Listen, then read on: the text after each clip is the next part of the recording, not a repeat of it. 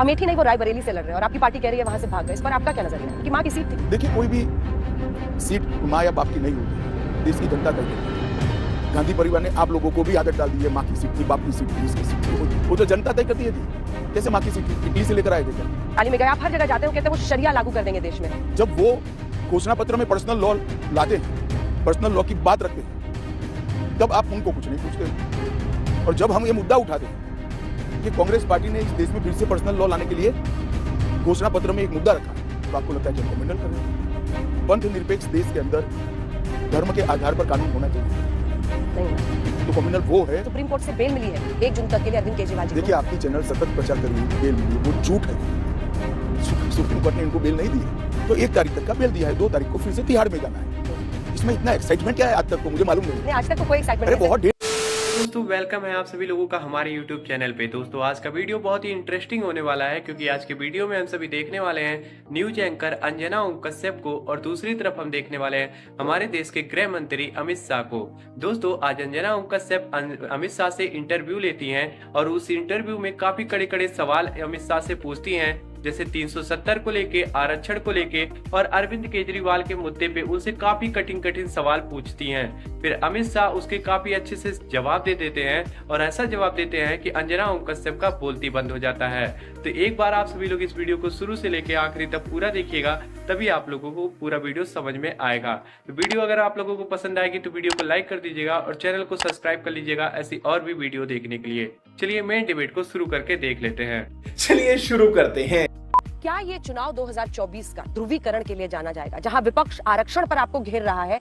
आप राम मंदिर, हमने 370 हटाया, राष्ट्र नीति, राष्ट्रवाद हम ही लेकर आए हैं, सबसे ज्यादा ध्रुवीकरण इस चुनाव में होता हुआ हम देख रहे हैं। अंजना जी, 370 में ध्रुवीकरण क्या है? 370 ये देश के लिए आतंकवाद को फैलाने का नासूर बना हुआ था। इसमें ध्रुवीकरण क्या है? क्या ये देश को एक करना किसी की फर्ज नहीं है? और आप बारीकी से देखें तो हमारे संविधान निर्माताओं ने कहा था कि इसको हटाना चाहिए, क्योंकि इसके सामने टेम्पररी प्रोविजन लिखा था। एक भी प्रोविजन के सामने टेम्पररी प्रोविजन नहीं है। 370 के सामने क्यों रखा गया? वो इसीलिए रखा गया कि उस वक्त भी सब समझते थे कि इसको कभी ना कभी जाना है। आप सब लोग समझते थे नहीं हटेगा, हट गया, तो अब सभी लोग कह रहे हैं ध्रुवीकरण ध्रुवीकरण। 370 में क्या ध्रुवीकरण है?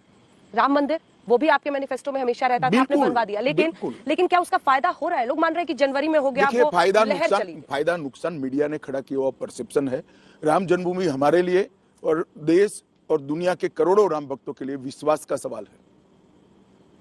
हाँ, ये जरूर है कि राम जन्मभूमि में जब रामलल्ला का प्राण प्रतिष्ठा हो रहा था और पूरे इंडी अलायंस के एडवाइजरों ने इसका बहिष्कार करने की रणनीति बनाई, तो इससे जरूर बीजेपी को फायदा हो रहा है। देश का हर नागरिक सोचता है कि 500 550 साल के बाद जब राम जन्मभूमि पर श्री राम का मंदिर बन रहा है, ये क्यों नहीं जा रहे? एक स्वाभाविक क्वेश्चन खड़ा होता है, किससे डरते हैं? ये जरूर क्वेश्चन खड़ा हो। अगर वो आ जाते हैं तो ये मुद्दा ही नहीं होता चुनाव। अमित शाह जी, आज भी आप रैली में गए, आप हर जगह जाते हो, कहते हैं वो शरिया लागू कर देंगे देश में, शरिया से ये देश नहीं चलेगा। अंजना जी, मुझे एक बात बताइए, हमारी विपक्षी पार्टी चुनाव घोषणा पत्र जारी करेगी और इसमें कहेगी कि हम पर्सनल लॉ लाएंगे, तो हम उसको जनता के सामने नहीं रखेंगे क्या? वो तो नहीं रखते हैं, वो जहां रखना है वहीं रखते हैं। मगर देश की जनता को वोट डिसाइड करने से पहले हमारा दायित्व है कि हमारी विपक्षी पार्टी और हमारी पार्टी दोनों ने क्या वादे किए हैं वो जनता के सामने रखें। और मैं आज आपके सामने कहता हूं, कल राहुल गांधी एक घोषणा कर दे, हम पर्सनल लॉ को प्रेस नहीं करेंगे, हम बोलना बंद कर देंगे। जब वो घोषणा पत्र में पर्सनल लॉ लाते हैं, पर्सनल लॉ की बात रखते हैं, तब आप उनको कुछ नहीं पूछते हो। और जब हम ये मुद्दा उठाते हैं कि कांग्रेस पार्टी ने इस देश में फिर से पर्सनल लॉ लाने के लिए घोषणा पत्र में एक मुद्दा रखा है, तो आपको लगता है कि हम कम्युनल कर रहे हैं। मुझे एक बात बताइए, आप सारे लोग जो इसको कम्युनल कह रहे हैं, पंथ निरपेक्ष देश के अंदर धर्म के आधार पर कानून होना चाहिए क्या? नहीं होना चाहिए। तो कम्युनल वो है जो पर्सनल लॉ की बात करते हैं, कम्युनल वो नहीं है जो यूसीसी की बात करते हैं। हम तो कह रहे हैं हम पूरे देश में यूसीसी लाएंगे। कानून और धर्म का कोई लेना देना ही नहीं होना चाहिए, यूनिफॉर्म सिविल कोड होना चाहिए। गृहमंत्री जी, उसी मैनिफेस्टो में कांग्रेस के ये भी लिखा है कि बहुसंख्यकवाद को हम रोकेंगे। इसको आप किस तरह से वो इंटरप्रेट क्या होता है?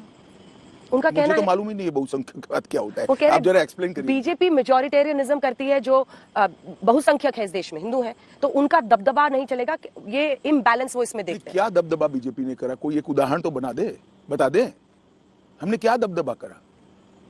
यूसीसी ये हिंदुओं के लिए नहीं है, सभी धर्मों के नागरिकों के लिए।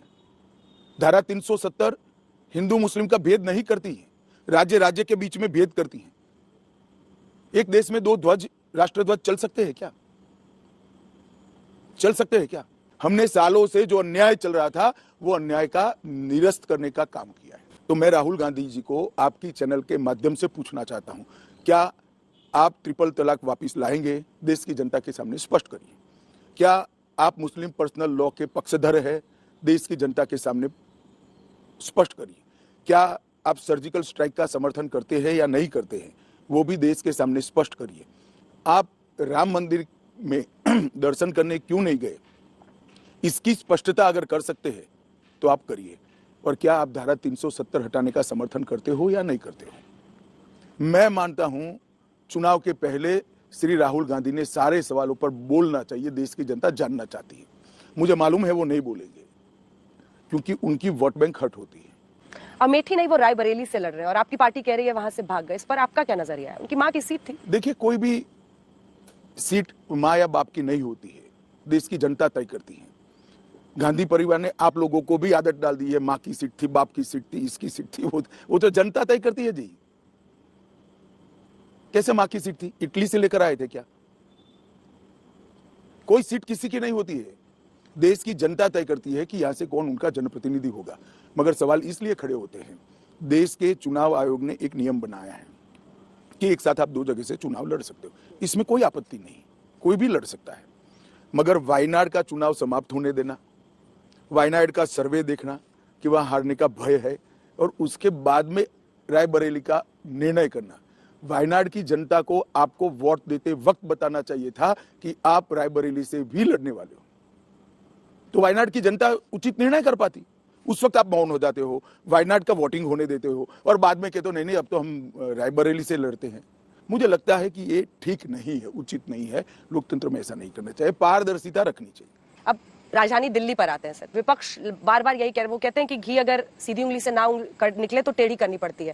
लेकिन वो कह रहे हैं कि गृह मंत्री और बीजेपी तो पूरा घी का डब्बा ही पलट देती है। सख्ती के साथ विरोधियों पर कार्रवाई हो रहा है, सबको जेल में डाला जा रहा है। और अब जबकि सुप्रीम कोर्ट से बेल मिली है 1 जून तक के लिए अरविंद केजरीवाल जी को। देखिए, आपकी चैनल सतत प्रचार कर रही है कि बेल मिली है, वो झूठ है। सुप्रीम कोर्ट ने इनको बेल नहीं दी है। मैं आशा करता हूं कि अब के बाद शायद कोई एंकर आपका न बोले। सतत आज तक का प्रचार है कि अरविंद केजरीवाल को बेल मिला है, ये इंटरिम बेल मिला है।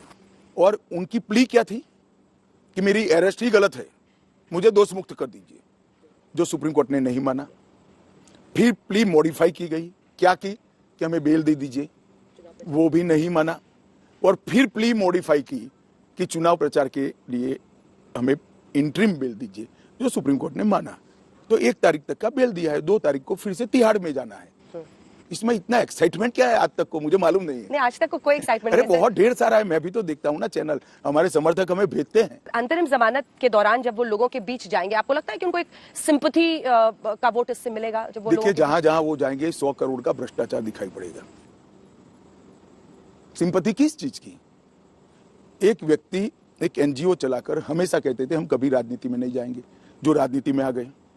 बाद में वो कहते थे हम सरकारी बंगलो नहीं लेंगे, सरकारी बंगलो ले लिया, और बंगलो भी ऐसा बनाया कि जिसमें किसी को वो ले जा नहीं सकते थे, पब्लिक को बाहर जाकर मिलते हैं। भ्रष्टाचार के खिलाफ आंदोलन कर कर आप इतनी सारी प्रसिद्धि कमाए, आप स्वयं सैकड़ों करोड़ के भ्रष्टाचार में लिप्त पाए गए। किस चीज की सिंपैथी मिलेगी, मुझे बताइए।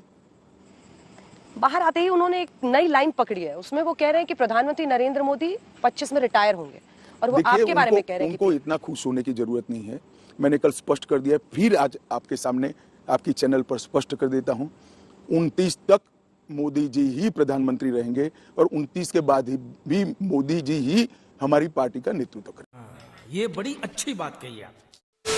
दोस्तों उम्मीद करता हूँ आप सभी को ये वीडियो पसंद आया होगा। अगर आप सभी को ये वीडियो पसंद आया है तो वीडियो को लाइक कर दीजिए और ऐसी और भी वीडियो देखने के लिए आप लोग हमारे चैनल को सब्सक्राइब करके बेल आइकन को ऑल पे प्रेस कर लीजिए, ताकि हम जैसे ही वीडियो अपलोड करें सबसे पहले नोटिफिकेशन आप तक चला जाएगा।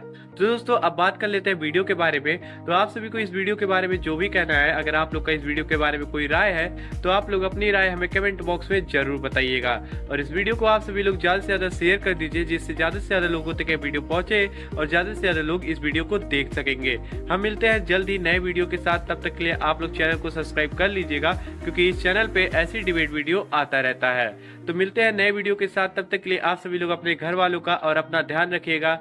जय हिंद, जय भारत, वंदे मातरम, जय जय श्री राम।